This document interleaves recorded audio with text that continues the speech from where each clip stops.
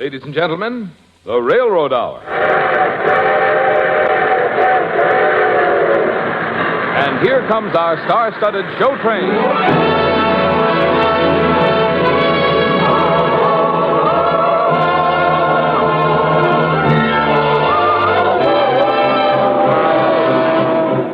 Tonight, the Association of American Railroads presents a new play with music by Lawrence and Lee, The Brownings, starring Gordon MacRae and his celebrated guest, Dorothy Warren Show. Our choir is under the direction of Norman Luboff, and our music is prepared and conducted by Carmen Dragon. Yes, tonight another delightful musical first is brought to you transcribed by the American Railroads, the same railroads that bring you most of the food you eat, the clothes you wear, the fuel you burn, and all the other things you use in your daily life. And now, here is our star, Gordon MacRae.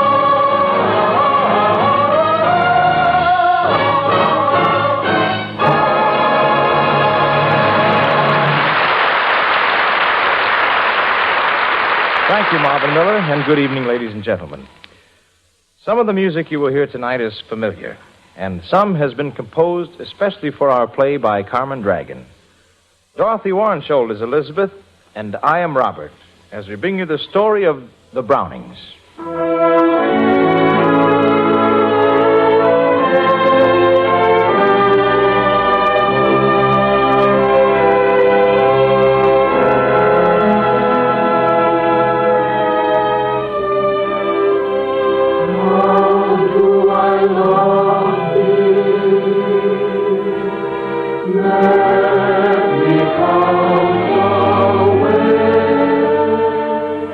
I didn't fall in love with her at first sight.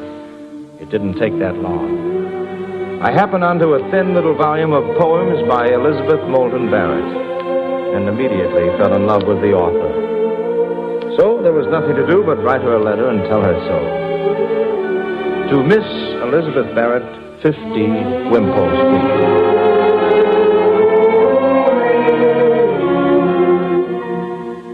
Elizabeth?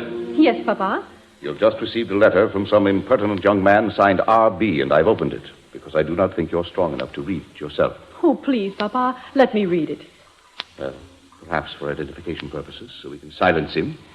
Here. R.B. Why, it's from Robert Browning, the famous poet. Oh? Hear what he says, Papa.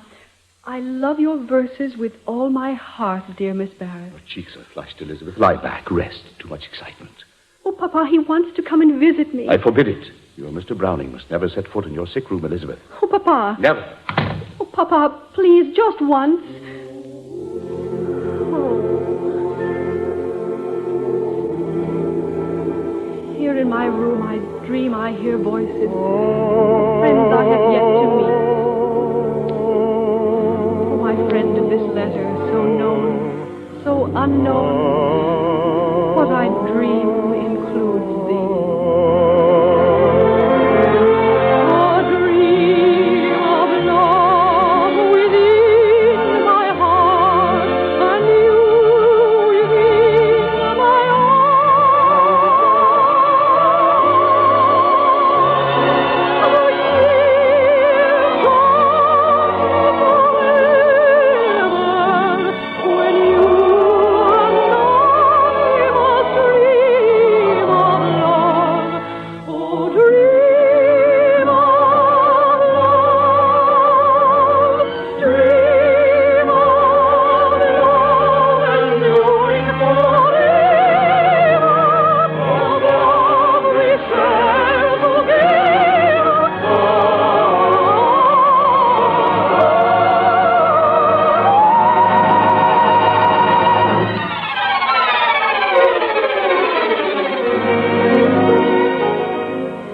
Oh, years someday, Mr. Browning.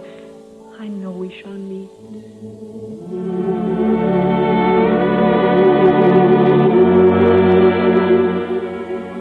But it was more than a year before we did meet. Every day our letters sped across London, sometimes twice a day. And finally I convinced her that we must meet. While her father was away on business, I was hustled up the servants' stairway and stood at last in front of the couch which held her prisoner.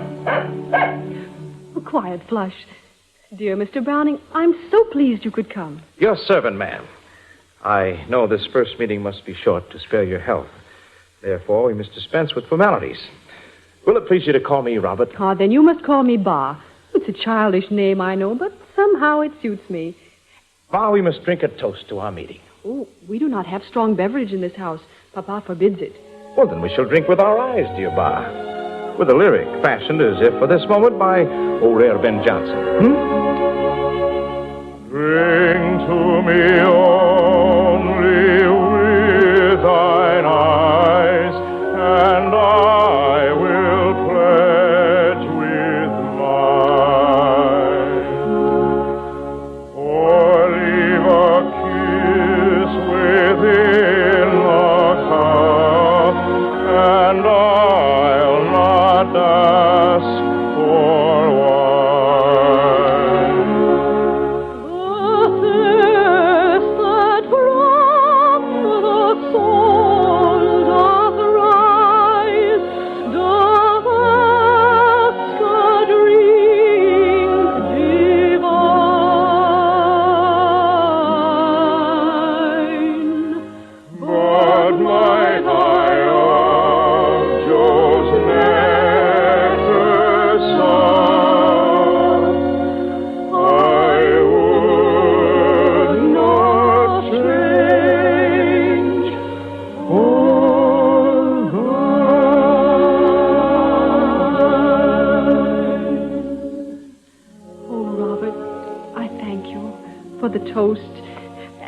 The lovely flowers you've sent me.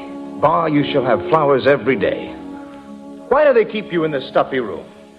I'll raise a window. Is it wise? Well, it's a warm summer night. There's nothing out there that can hurt you. You can't stay shut up like this. Your heart is too big. You've got to let life in here, Ba. What is it the doctors say is wrong with you? Well, there was an injury to my back when I was a child that's kept me from walking. And I haven't been able to find the strength to make myself get well. Then we'll find that strength together. We shall chop up your couch for firewood and whisk you into the sunshine. And we can do it because we love each other. You do love me, don't you, Ba? Well, Mr. Browning, I like you very much. I admire you.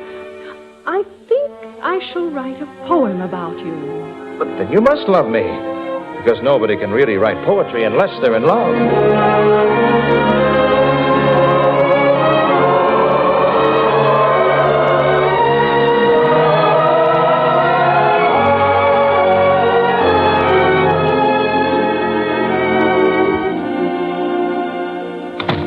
Good morning, Miss Barrett. Good morning, Mr. Browning. Oh, good heavens, you must have robbed a florist shop. Took every pink rose I could find in the city of London. Oh, you shouldn't have. Those you sent yesterday are still fresh enough. Nonsense. Why, their petals are falling all over your couch. I like them that way, Robert. I like to sleep under a blanket of rose petals. Oh, my dearest. Can rose petals keep you warm? Only the ones that are sent to me by Robert Browning. Robert, would you be a critic, dear, for me? I've done a little sonnet. A translation, of course, from the Portuguese. By whom? Oh, some not very well-known Portuguese girl. I just happened on it and translated it. Well, let me see it. Oh, Ba. Why, it's a love sonnet. How do I love thee? Let me count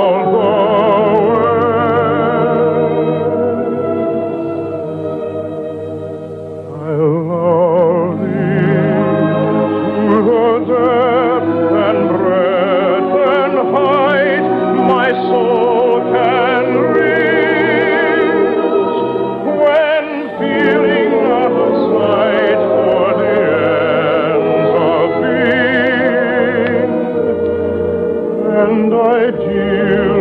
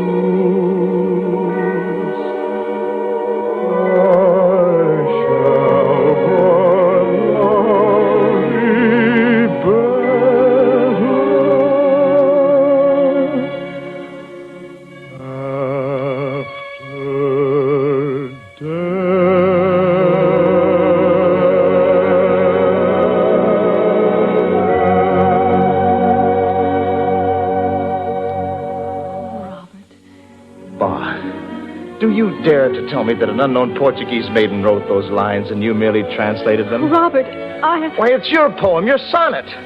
There is no Portuguese and no translation.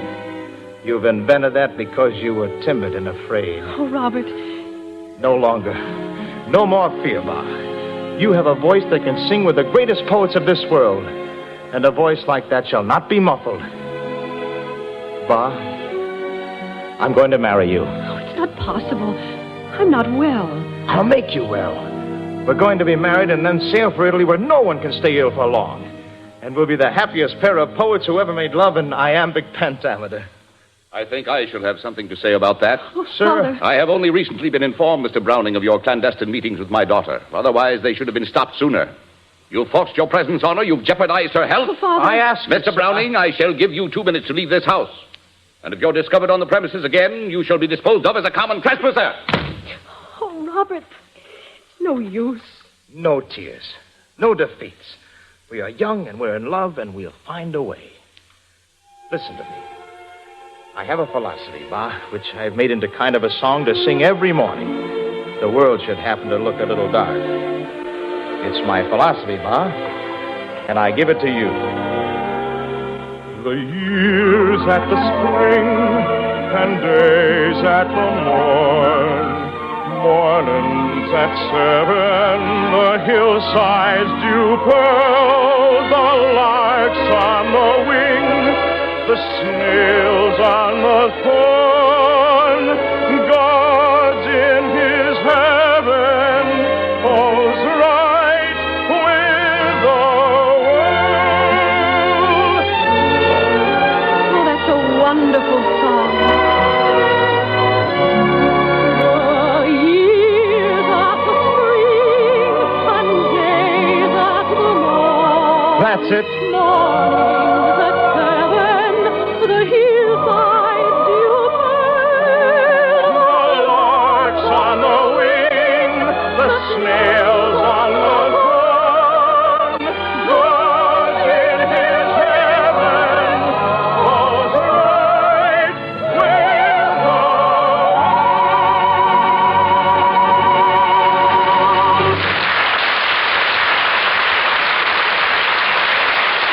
We'll return in a moment for the second act of The Brownings. Ore pit in one part of the country, a limestone quarry in another section, and a coal mine in yet another. At first, they sound unrelated, don't they? Actually, however, these products of pit, quarry, and mine are basic in the manufacture of steel. But it takes dependable, low-cost railroad transportation, lots of it, to bring together all the raw materials required to meet the nation's steel needs. Yes, mass railroad transportation is a vital element in steel making. And as it is in the case of steel, so it is in the case of virtually everything else we produce and use. For America, with its vast distances and abundant production, must have the big transportation that only the railroads can provide. Transportation that can and does move anything, anywhere, anytime, for anybody. But what this mass movement really means is almost beyond imagination. Can you visualize, for instance, 1 million loaded freight cars? Well, last year alone, the railroads moved almost 1.5 million cars of grain, 6.5 million cars of coal, almost 13 million cars of manufactured products. Altogether, they handled more than 40 million carloads of freight of all kinds. And every bit of this freight, remember, moved over the railroad's own highways of steel. Just imagine the conditions that would exist if this freight had to be handled on the public roads, built for your use with your tax money. Think of the traffic conditions, the highway damage, and you can see how important it is to you that the bulk of America's freight traffic moves by rail. And the more that moves over the specially constructed, privately owned steel highways of the railroads, the greater will be your safety and satisfaction every time you drive your car. And the less will be the expense to you in rebuilding and replacing your highways.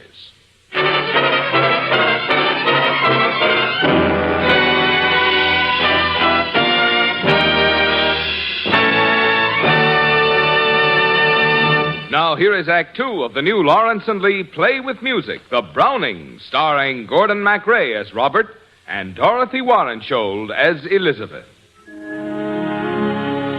How do I love you?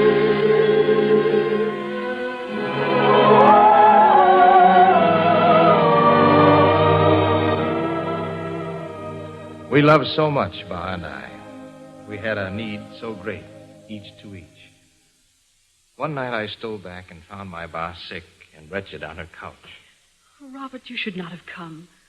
Ba, I'm taking you away from here. We're getting married and going to Italy. Robert, I can't travel. I can't even walk. I'll carry you. We'll be married around the corner at St. Mary Le Bon Church.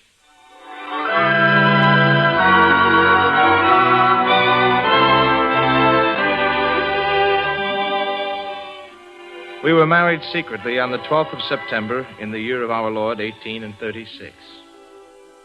Each time I think of our trip to Italy, I remember a line that Ba wrote. The sweet years, the dear and wished-for years. Italy, Florence. I think if you go there now, you can still feel in the air some of the love we poured out. Love for that wonderful city. Love for each other.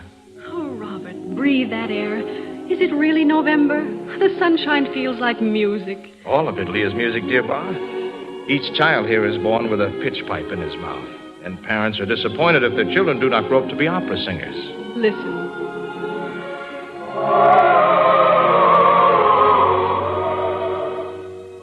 How I would love to walk through this city, feel the cobblestones under my feet, climb to the very top of Giotto's Campanile and look out over all the red rooftops.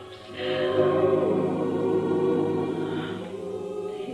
I could only walk. You can walk. You can if you try, Ba. If you believe, if you know that love is all around you. Oh, Robert. Try. Stand up, my dearest. Steady now. Stand. I will try. I will. Walk to me. You have love supporting you, Ba. You can't fall. Walk to me. I will. I can. Of course you can. One foot. The other foot. Robert, I took a step. Take another, Ba. Don't stop. Robert. One more step, and you're in my arms.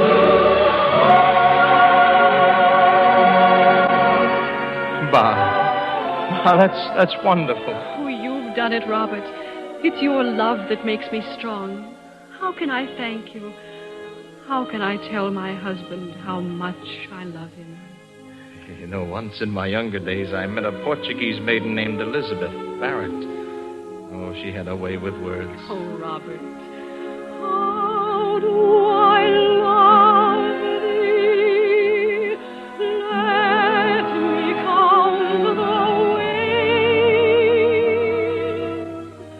I love thee to the depth and breadth and height my soul can reach. When feeling out of sight for the ends of being and ideal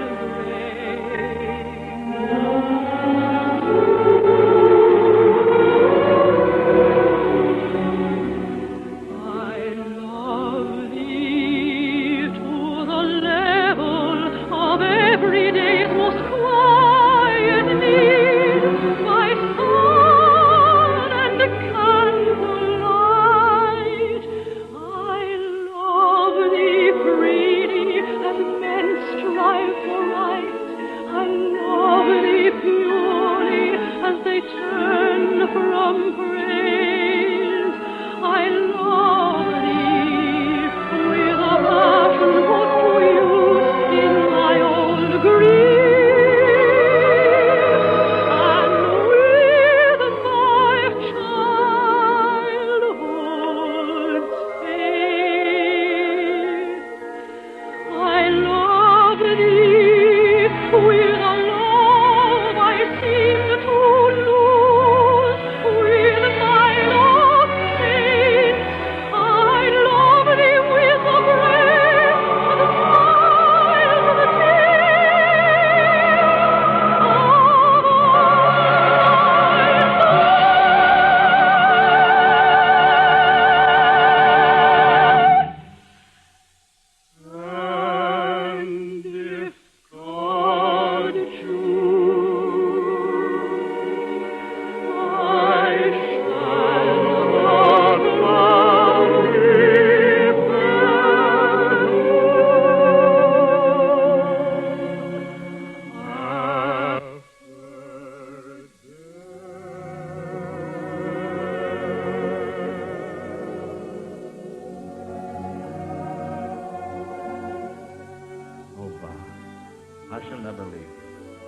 shall be together always. Roses for my beloved. Ah, how you spoil me. I'm convinced that history will consider you a man of absurd taste. Oh, how so? Every day I grow older, and this young man loves me still. You know, once, long ago, a great Hebrew scholar named Rabbi Ben Ezra wrote that youth is a glory, but the greatest joy is growing old with somebody you love, growing old together. Roll along with me. The best is yet to be. Our younger days that burned like fire were years of tears and fierce desire. Our youth was bright, but wisdom's old. The fire burns down, what's left is gold. And all that was still is, shall be pure gold for all eternity.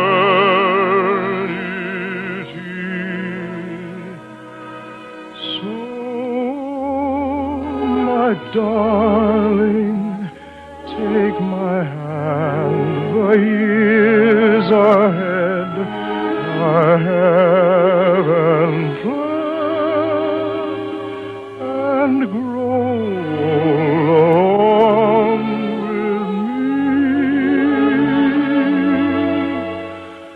The best is yet to be.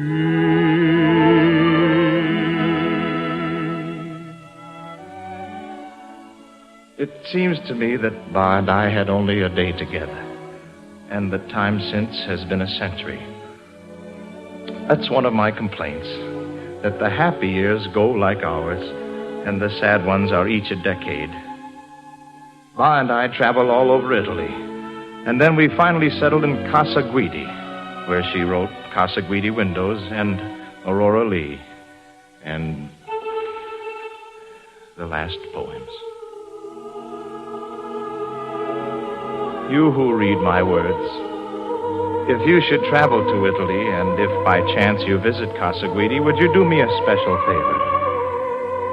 There's a little grave, quite apart from the others, by itself, with a wrought iron fence around it.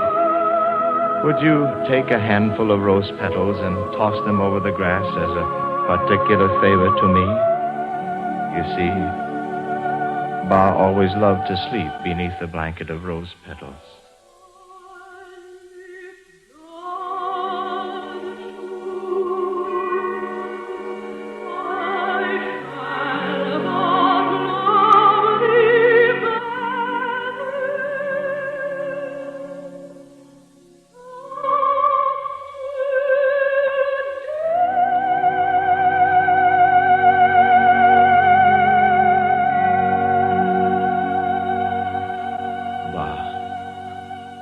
We shall be together soon and forever. So, my darling, take my hand. The years ahead I haven't planned, and find God along with me. The best is yet to be.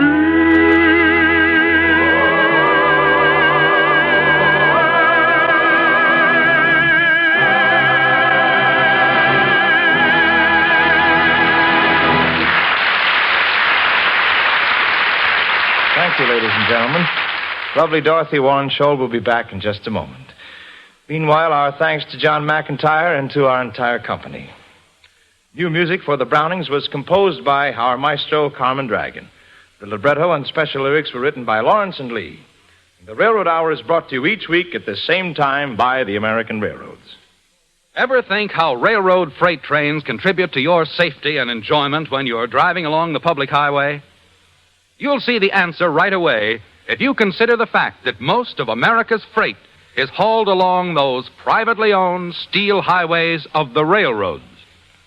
Just imagine what it would be like if any large part of that freight were to move over the public highways you use. And just imagine what would happen to the highway which you help pay for with your taxes. Dorothy, it was a thrill singing with you tonight. As always, you were radiant. Thank you, Gordon. I must say it's fun falling in love with you every week. Tell me, where are we to rendezvousing next Monday night? Well, we're going to rendezvousing right here in the good old USA. We're doing a modern version of an age-old story, Dorothy. It's called Miss Cinderella. And we'll be singing a brand new Cinderella cantata. Well, if you're Prince Charming, Gordon, I'll be here. Well, bring a pumpkin, Dorothy, and we'll be seeing you. Good night, everybody. Good night, Dorothy. All aboard! Well, dear friends, it looks as though we're ready to pull out. And so until next Monday night in our new musical, Miss Cinderella, this is Gordon MacRae saying goodbye.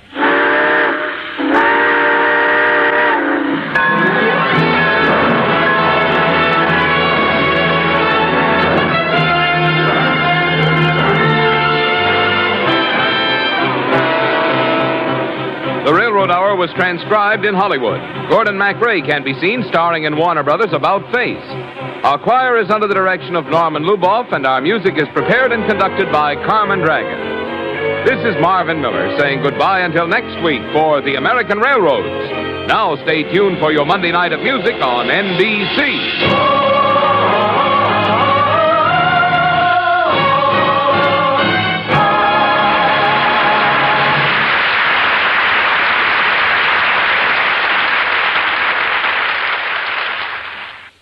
Next, the Telephone Hour presents Marian Anderson on NBC.